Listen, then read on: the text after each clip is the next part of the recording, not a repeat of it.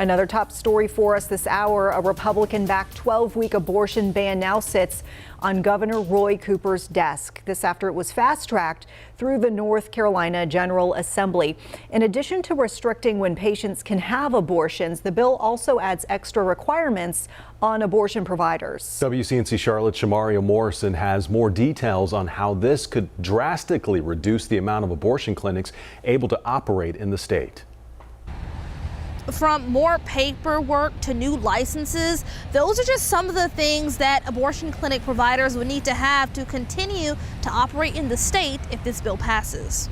Duke University medical experts say additional administrative requirements in the bill would reduce access to abortions. We safely provide care in outpatient settings across the state right now between 12 and 20 weeks.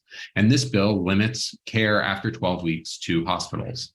That provision is completely counter any evidence. The bill also requires clinics to have an additional ambulatory surgical center license, allowing them to provide same-day surgical care. Planned Parenthood says it does not have any healthcare centers in North Carolina that currently meet all of those requirements of that license, adding many facilities will not be able to meet them in the near future either. They have increased the administrative burden of providing abortion care to an almost untenable level. Another administrative requirement: any drug-induced abortion requires at least 2 visits. The first comes at least 72 hours before the abortion is scheduled for the doctor to go over various informed consent requirements.